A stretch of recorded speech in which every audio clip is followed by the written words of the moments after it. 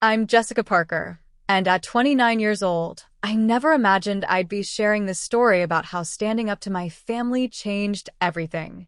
For 4 years, I faithfully paid $750 monthly rent to my parents while saving for my own home.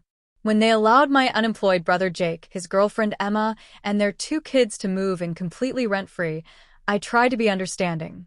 But as weeks turned into months, with zero contribution from them while I continued paying full rent, I reached my breaking point. Let me paint you a picture of how this all started. I'd been living with my parents, Linda and Robert Parker, in their four-bedroom house in Denver since finishing nursing school. When I moved back home at 25, we established a clear arrangement. I'd pay $750 monthly while working toward financial independence. This wasn't charity. I was contributing substantially to household expenses while building my future. I work as a registered nurse at Denver General Hospital, and despite the demanding schedule of rotating shifts, I love what I do. I've always been the responsible sibling, working steadily, paying bills on time, and carefully saving money. By the time this story unfolds, I'd managed to save $38,000 toward a house down payment, something I was incredibly proud of given rising property costs. My relationship with my parents was solid before everything went sideways. Mom and I would cook together on my days off, and Dad and I shared weekend gardening projects.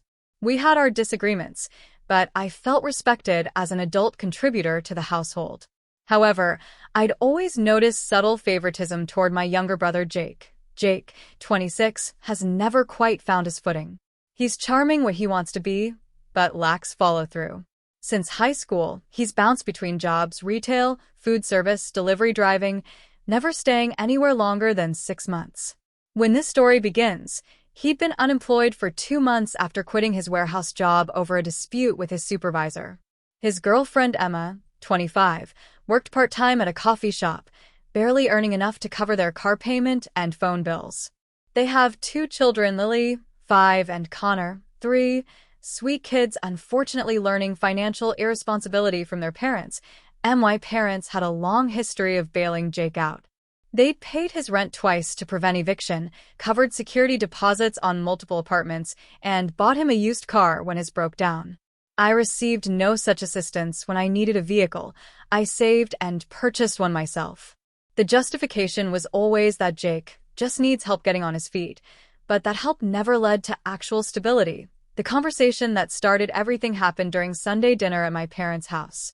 Jake and Emma weren't present, which should have been my first warning sign. "Honey, we need to discuss something," Mom said as she served apple pie. "Jake's landlord is selling their building, and they need to move out by month's end." Dad jumped in before I could respond. With rental prices these days and their credit situation, they're having trouble finding something affordable. I already knew where this was heading. "You've invited them to stay here, haven't you?" Mom nodded, her expression mixing concern with determination. "Just temporarily, until they find somewhere affordable. Maybe a month or 2 at most." "Where will they all stay?" I asked, calculating space requirements.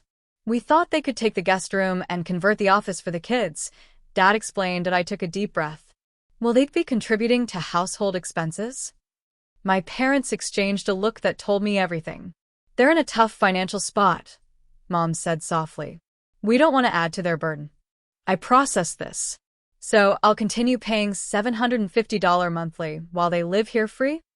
"Your situation is different," Dad countered. "You have a stable job and you're saving for a house. They have children to support." I didn't argue that night, telling myself this was temporary. Family helps family in crisis. How wrong I was. Jake, Emma, and the kids moved in on a rainy Saturday 3 weeks later. I volunteered to help, partly from genuine support and partly to ensure their belongings didn't overtake the house. They arrived with far more possessions than expected: furniture, toys, electronics, and countless boxes. Their previous apartment had been similar in size to my parents' house, so they hadn't downsized at all. "Where should we put the gaming setup?" Jake asked, carrying in his computer, multiple consoles, and 50-inch TV. Mom looked flustered. "Maybe the living room for now." I bit my tongue. The living room was where I relaxed after long nursing shifts. Now it would become Jake's gaming zone. By evening, they were settled. The kids were installed in the converted office with bunk beds, and possessions were scattered throughout the house. I retreated to my room, feeling the first pangs of territorial anxiety. Our previously spacious home suddenly felt cramped and chaotic. That first week, I made genuine efforts to be welcoming. I bought a welcome basket with snacks the kids liked, helped Lily with kindergarten homework, and offered to take Connor to the park. I adjusted my shower schedule to accommodate their morning routine and kept concerns to myself when the noise level quadrupled overnight. During the second week, troubling patterns emerged. Jake wasn't actively job hunting, but spent hours gaming. Emma left dirty dishes in the sink all day. The kids, though sweet, were allowed to run wild with minimal supervision. My parents seemed reluctant to establish household rules for fear of making them feel unwelcome. By the third week, I broached the subject directly with Mom. Has Jake discussed contributing to household expenses once he's settled? I asked while helping her prepare breakfast. Mom focused intently on pancake batter. He's focusing on finding a job first, then they can think about contributing. But they're buying groceries or helping with utilities. I pressed. Jessica, they can barely afford diapers for Connor, Mom said with an edge in her voice. Connor is 3. He's not in diapers, I pointed out. You know what I mean. They have expenses we don't have. The conversation confirmed my suspicions.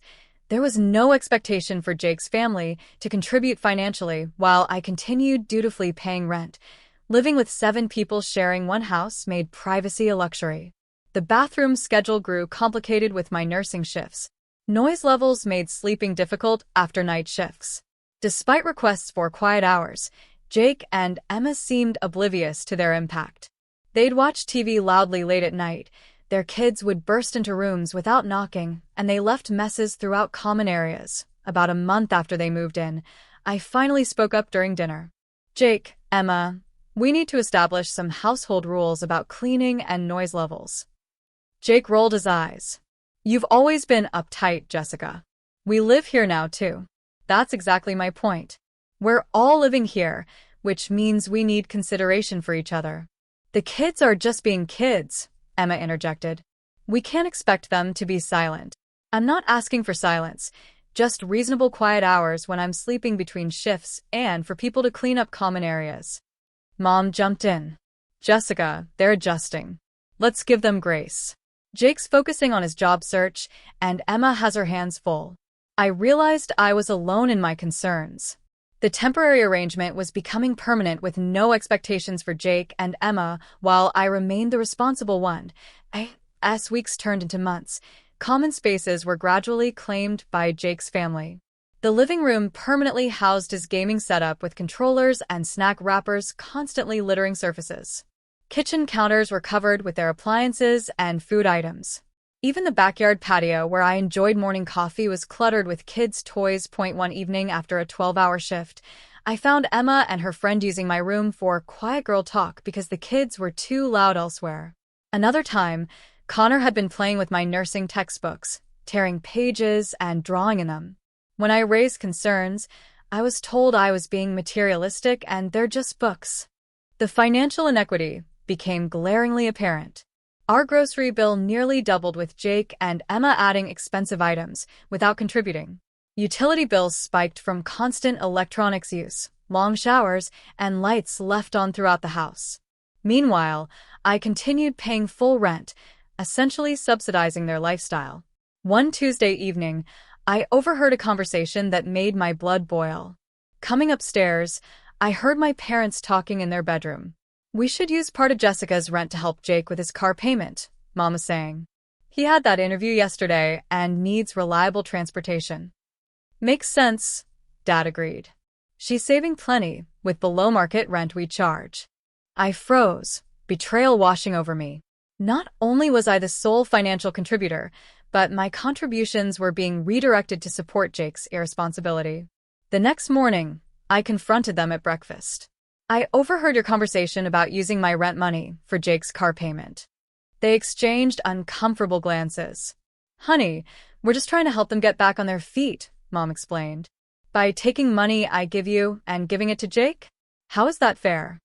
Dad sighed. It's not about fair, Jessica. It's about family. They need more help than you do.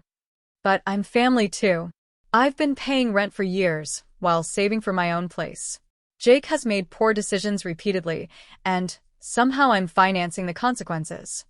You've always been more stable, Mom said, as if responsibility was a character flaw. Jake struggles with consistency. And you enable that struggle by never holding him accountable.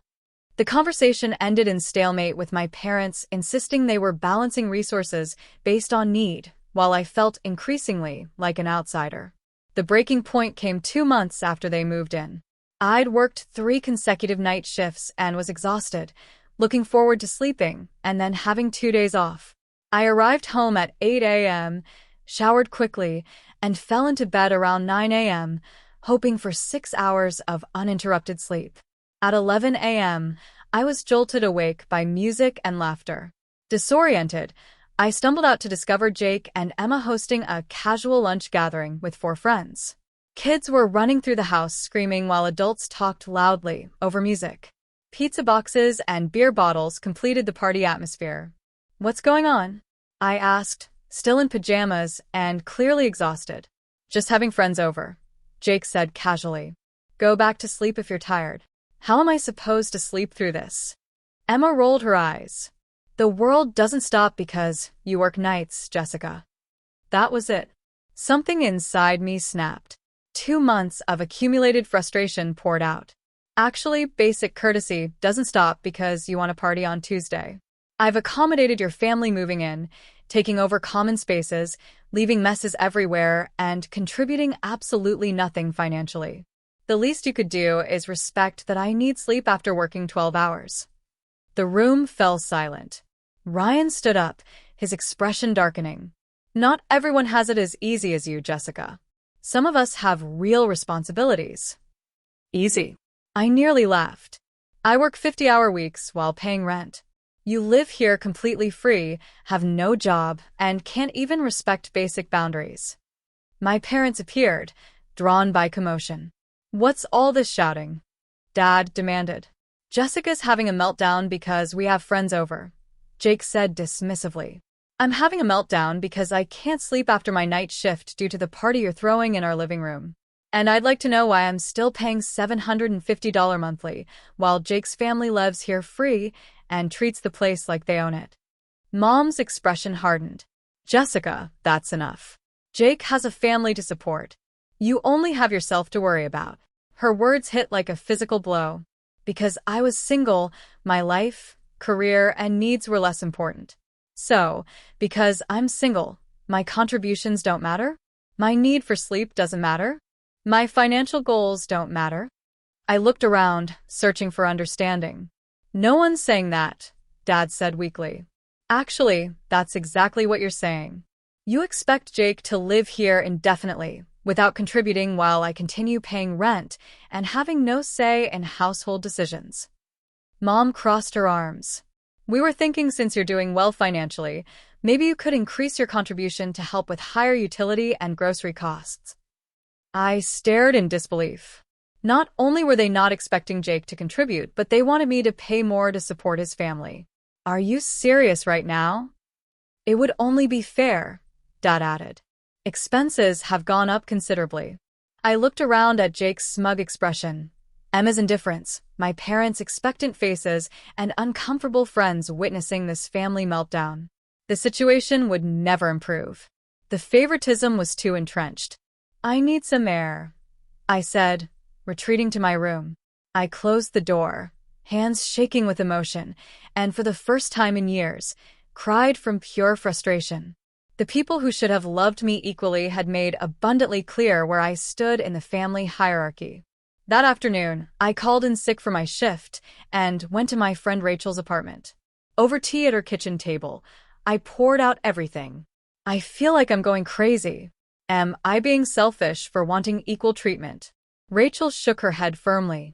"Jessica, this isn't about you being selfish. This is about your family taking advantage of your responsibility while enabling Jake's irresponsibility."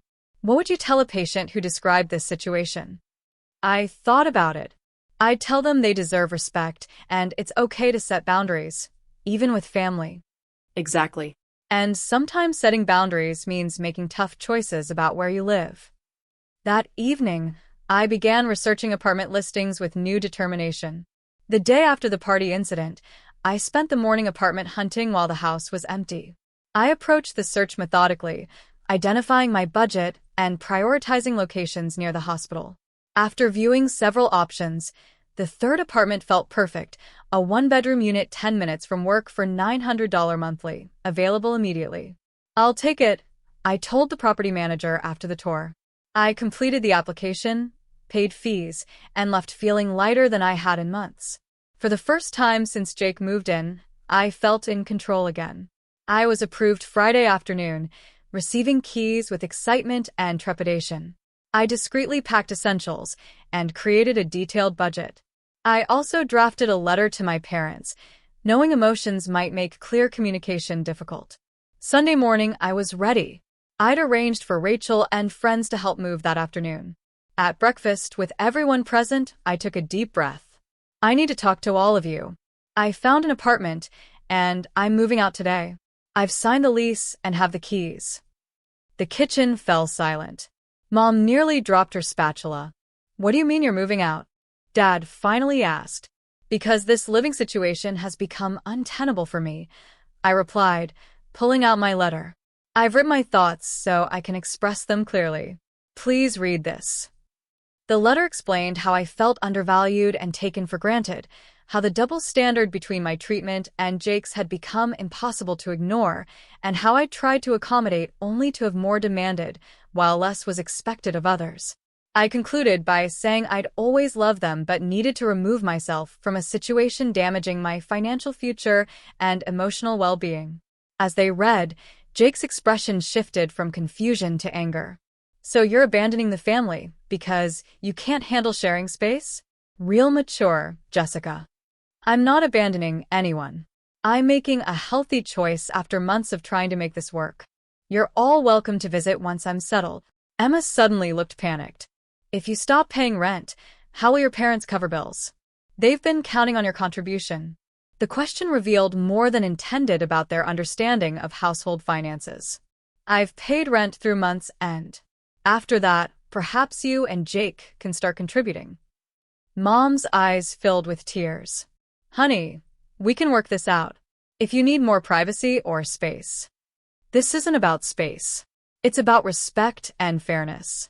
I've made my decision. My friends will be here at noon to help move furniture." Dad's face turned red. "You can't spring this on us. We're your family." I've been expressing concerns for months. They've been consistently dismissed. What followed was chaos. Dad shouting about ingratitude, Mom crying and pleading, Jake alternating between anger and guilt trips about abandoning his children, Emma mainly concerned about financial implications. Through it all, I remained calm but firm. Years of handling medical emergencies had taught me composure in emotional situations. When my friends arrived, my family was still in distress. Moving took only a few hours: bedroom set, small desk, bookshelves, and personal items. As Rachel and I carried out the last box, Mom made a final plea. "Please don't do this. We can make changes. Set up house rules." I hugged her, genuinely sad but confident in my decision. "I love you, Mom, but I need to do this for myself. We can talk in a few days when everyone's calmer." Driving away, I felt complex emotions: sadness about family conflict, anxiety about living alone, but predominantly overwhelming relief and liberation. For the first time in months, I was controlling my own story rather than being a supporting character in Jake's drama. That night in my new apartment, surrounded by boxes and basic furniture, I turned off my phone after the 20th text from family members ranging from angry accusations to tearful pleas to guilt-inducing updates about how upset the children were. I needed space to process without being pulled back into family dynamics. Making up my bed with fresh sheets and looking around at my peaceful space, I felt something I hadn't experienced in months: hope. Hope that this decision, though painful short-term, would lead to healthier relationships and greater respect long-term. The first weeks brought profound contrasts. I experienced peace and freedom, No tiptoeing around Jake's family, no cleaning others' messes, no feeling like an unwelcome tenant. I could come and go as pleased, eat when I wanted, watch what I wanted, sleep without disruptions after night shifts. However, family fallout was intense. My parents called constantly, cycling through anger, guilt-tripping, and tearful pleas. Jake sent scathing messages about selfishness and abandonment. Only Emma remained quiet, though she sent texts about how much the children missed me. I maintained minimal contact initially, needing space to establish my routine. I responded with brief, but kind notes assuring everyone I was safe but needed time. This boundary setting only intensified their efforts to pull me back. About 10 days after moving out, Mom showed up unannounced with a casserole dish and tears. "I brought your favorite lasagna. Can I come in?" I hesitated, but let her enter. She took in my small but neat apartment with surprise. "It's cozy. It's perfect for me. Thank you for the food." We sat at my small table, tension palpable. "Your father and I don't understand why you needed to leave so suddenly. If you were unhappy, we could have worked something out." "Mom," I tried expressing concerns for months. Every time they were dismissed. "We never dismissed your feelings," she protested. "When I asked why I paid rent while Jake contributed nothing, you told me it was because he has a family and I only have myself. When I asked for quiet during sleep hours, I was told the world doesn't stop for my schedule. When Jake took my car without permission and returned it damaged, you defended him." She looked down. "We were just trying to help him get back on his feet. At my expense, and that's why I had to leave." The dynamic wasn't changing as long as I stayed. "Things are hard at home now. Your father is stressed about finances." I felt guilt but pushed it away. "Has Jake started contributing anything?" She shook her head. "He's still looking for the right opportunity, something that pays what he's worth." The familiar pattern continued just as I'd suspected. My absence hadn't prompted real change in expectations for Jake. We talked for 2 hours, going in circles. While Mom seemed to hear me more than before, there was still fundamental disconnect. She left with tearful hugs and promises to work on Dad. 2 days later, Dad showed up, subdued and uncomfortable. "Your apartment building has good security." I had to be buzzed up. "That's one reason I chose it." After awkward small talk, he addressed the elephant. "Your mother thinks I owe you an apology. She says we took advantage of your responsibility." I waited silently. He sighed heavily. "Maybe she's right. We did rely on your rent money and held you to different standards than Jake." It wasn't heartfelt, but more acknowledgement than expected. "Jake still hasn't found work. Says the job market is tough. The hospital where I work has 6 open positions in environmental services. Entry level, benefits after 90 days, $17 hourly to start." Dad looked surprised. "That's good money." I mentioned it to Jake 2 months ago. He said janitorial work was beneath him. Dad had grace to look embarrassed. He's always had big dreams. "Dreams don't pay bills, Dad, and they don't justify expecting others to carry your financial burden." We talked more openly than in years. While we didn't resolve everything, I felt heard. Before leaving, he asked if I'd consider Sunday dinner. Just a visit, not to move back. I agreed with clear boundaries. "I'll come for dinner, but if anyone starts criticizing my decisions or guilt-tripping me, I'll leave immediately." Sunday dinner was tense, but civil. Jake was coldly polite. Emma seemed nervous. Kids were genuinely happy to see me. My parents made visible efforts to respect boundaries, though I caught worried glances when financial topics arose. Over following weeks, new patterns emerged. I visited weekly for dinner, maintained regular phone contact with parents, and gradually rebuilt trust. Jake eventually stopped angry texts, though our relationship remained distant. Meanwhile, my life flourished unexpectedly. Without constant stress of toxic household dynamics, I had energy to reconnect with neglected friends. I joined a hiking group and started photography classes I'd been interested in. My work performance improved with proper rest and less emotional drain. My supervisor noticed the change and recommended me for specialty training I'd wanted. Financially, living alone was less expensive than feared. Without subsidizing Jake's family's expenses, my monthly costs were manageable. I continued aggressive saving with clearer timeline and purpose. I also started seeing a therapist to process family dynamics. What you're describing is a classic family system with rigid roles, Dr. Martinez explained. You were cast as the responsible one who would always sacrifice. Your brother was the problem child needing rescue. These roles get established early and are difficult to change. Her insights helped me understand my decision wasn't just about immediate unfairness, but about breaking unhealthy, decades-old patterns. This reduced guilt and strengthened resolve to maintain boundaries. 3 months after moving out, I received a surprising call from Dad. Jake and Emma are looking at apartments. Your mother and I told them they need their own place by month's end. I was momentarily speechless. What prompted this? Several things. Financial necessity. We can't afford increased expenses without your contribution. Seeing how well you're doing on your own. And you were right about some things. Jake needs to stand on his own feet. It was a watershed moment.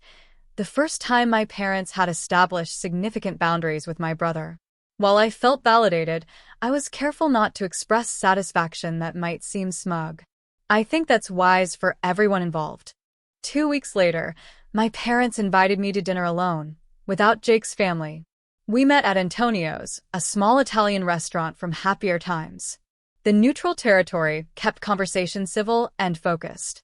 We owe you an apology, Mom began after ordering. A real one, not half-hearted attempts before. Dad nodded, looking humbler than I'd ever seen. We've had time to reflect since you moved out. The way we handled Ryan living with us wasn't fair. We placed a burden on you that should never have been yours. We expected you to financially support the household while asking nothing of Jake. When you expressed legitimate concerns, we dismissed them. Their acknowledgement felt like weight lifting from my shoulders, validation that I hadn't been unreasonable. What made you realize this? They exchanged glances before Dad answered, partly seeing how much more peaceful and happy you are now, but honestly, experiencing Jake and Emma's behavior without you there to buffer and compensate. Mom smiled ruefully. Without you quietly cleaning up and smoothing over conflicts, issues became impossible to ignore. The constant mess, noise, lack of consideration. We started understanding what you'd been dealing with, and the financial reality hit hard. We didn't realize how much we'd come to depend on your contribution until it was gone. It forced difficult conversations with Jake about responsibility. They explained giving Jake and Emma a firm deadline to find their own place, presenting Jake with concrete expectations for the first time, steady employment within 30 days regardless of whether it was his dream job, and immediate contribution to household expenses. It wasn't easy. There were tears and accusations, much like when you announced you were moving, but we held firm. I reached across and squeezed her hand. I'm proud of you both. I know how hard it is to change established patterns. We're trying to support without enabling now. We're helping them find an affordable apartment and assisting with security deposit, but they'll be responsible for rent going forward. We rebuilt bridges damaged by months of conflict. For the first time in years, I felt truly seen and heard. They asked about my apartment work photography class, showing genuine interest rather than viewing me solely through what I could contribute. As we parted with warm hugs, Mom whispered, "We'd love you to visit regularly on your terms. No pressure. No expectations." In following weeks, Jake finally found steady employment as a warehouse supervisor with decent pay and benefits. After probation, Emma increased hours at the coffee shop. They found a small 2-bedroom apartment 20 minutes from my parents' house, not their dream home, but affordable and adequate. Moving day for them was more chaotic than mine had been. I offered to help as peace offering and to support my parents. Jake was still cool, but civil. Emma surprisingly pulled me aside. "I know things have been tense, but you were right about some things. We did take advantage. I'm sorry for my part." Her unexpected apology touched me. "Thank you for saying that. I hope things work out well in your new place. The kids miss you. Maybe you could visit sometime." I smiled. "I'd like that. Maybe we could take them to the park next weekend." With Jake's family in their own apartment, my relationship with parents entered a new, healthier phase. I visited regularly for Sunday dinners and occasional weeknight meals. We established new traditions like monthly movie nights and helping Dad with garden projects. The difference was these interactions were now based on mutual respect rather than obligation and exploitation. My own life continued flourishing. The specialty training program led to promotion and modest raise. My savings grew steadily, and by late summer I was ready to begin house hunting earnestly. After viewing nearly 15 properties, I found a charming two-bedroom bungalow in a quiet neighborhood between hospital and parents' home. It needed cosmetic updates, but was structurally sound and priced within budget. My offer was accepted, and 60 days later I became a homeowner. The achievement was overwhelming. This milestone reached through discipline and hard work represented not just financial independence, but profound personal victory. My housewarming party brought together various life parts, hospital colleagues, hiking group friends, photography classmates, and yes, my family including Jake, Emma, and the kids. Jake was more relaxed in this context, perhaps because my new home represented a clean slate rather than a reminder of past conflicts. As Mom helped arrange food in my kitchen, she said quietly, "I hope you know how proud we are of you. Not just for this beautiful home, but for having courage to stand up for yourself." It forced all of us to grow. The journey hasn't been without challenges. Family dynamics established over decades don't change overnight, and there have been moments of backsliding. But the fundamental shift has held. My parents now treat me with same respect they afford Jake, and expectations are more equitably distributed. Jake and I have reached cautious truce. We may never be as close as some siblings, but we can share family gatherings without tension and have had genuinely connected conversations. He's doing better, holding steady at his job, and taking more responsibility for his family's well-being. As for me, I've learned invaluable lessons. I've learned that standing up for myself isn't selfish, but necessary. I've learned that love doesn't mean allowing exploitation.